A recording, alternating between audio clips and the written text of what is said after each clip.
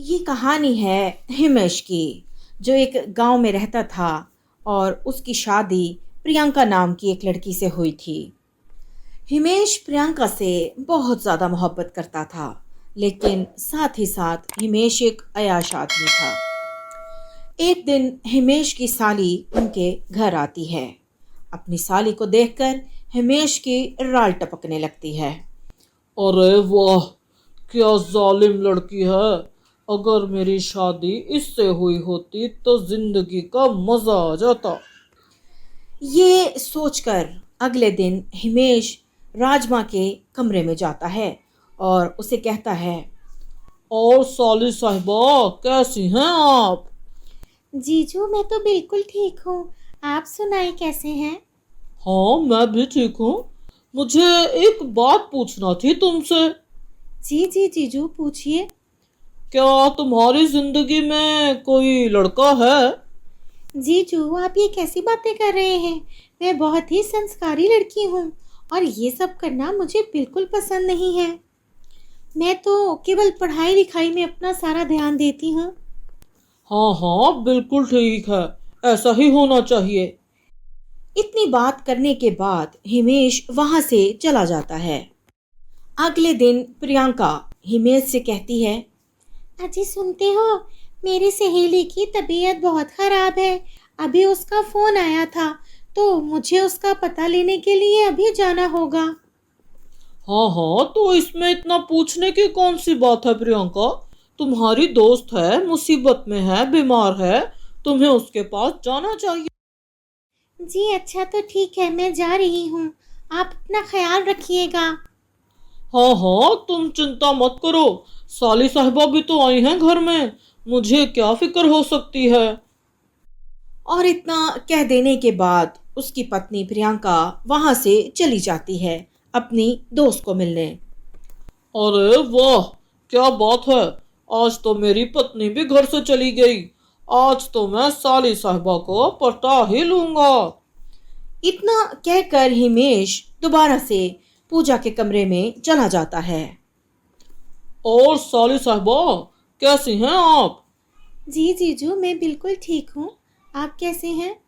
हाँ, मैं ठीक हूँ। मुझे तुमसे एक बात कहना थी। जी कहिए जीजू। मैंने जब तुम्हें पहली बार देखा था तो मैं अपना दिल तुम्हें दे बैठा था। क्या तुम भी मुझसे मोहब्बत करती हो? अरे जीजू ये कैसी बातें कर रहे हैं आप? मैं आपसे मोहब्बत कैसे कर सकती हूँ? आपकी तो शादी हो गई है मेरी दीदी से। हाँ, तो क्या हो गया? शादी हो गई है तो क्या मैं अब किसी से मोहब्बत नहीं कर सकता? नहीं नहीं जीजू, ऐसी बात नहीं है। आप प्यार कर सकते हैं, लेकिन मैं उस टाइप की लड़की नहीं हूँ। मैं अपने सिर्फ पढ़ाई पर ध्यान देना चाहती हूँ। मुझे इस चक्कर में नहीं पड़ना। अरे हाँ, तो तुम प्यार के बाद भी अपनी पढ़ाई पर ध्यान दे सकती हो। नहीं नहीं जीजू, प्लीज़ मेरे साथ ऐसी बातें मत करें। मुझे ऐसा कुछ भी नहीं करना। देखो, मैं तुमसे बहुत मोहब्बत करता हूँ। मैं तुम्हें बहुत खुश रखूंगा और तुमसे शादी भी कर लूंगा। प्लीज़ जीजू आप ऐसी बातें मत बोलिए। आप प्लीज़ यहाँ से जाइए। यहाँ से जाइए? क्या मतलब? तुम्हारा दिमाग तो ठीक है। मैं यहाँ से जाने के लिए नहीं आया हूँ, मैं तुमसे प्यार करने के लिए आया हूँ।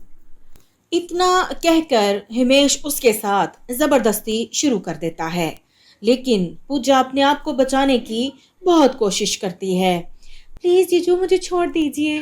प्लीज़ जीजू मुझे ये सब पसंद नहीं है। मुझे अच्छा नहीं लगता ये सब। आप क्या कर रहे हैं? उसके गिड़गिड़ाने और चिल्लाने का हिमेश पर कोई असर नहीं होता और आखिरकार वो सब कर गुजरता है जिसकी नीयत से वो आया था।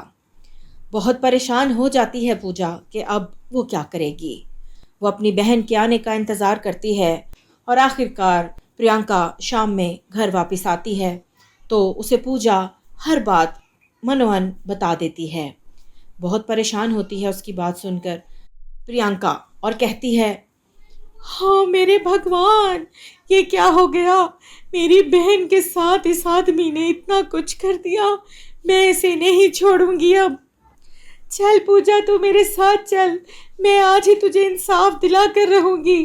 चल हम पुलिस स्टेशन चलते हैं। और इतना कहकर प्रियंका अपनी बहन को पुलिस स्टेशन ले जाती है और इंस्पेक्टर को जाकर सारी हकीकत बता देती है। अरे बहन जी, आप घबराइए मत। मैं यहाँ पर आप सबकी सहायता करने के लिए ही बैठा हूँ। उस हवस के पुजारी को मैं अभी सबक सिखाता हूँ। और इतना कहकर वो इंस्पेक्टर हिमेश को पकड़कर जेल में बंद कर देता है। ऐसे उसे उसकी हवस का अच्छा मजा मिल जाता है।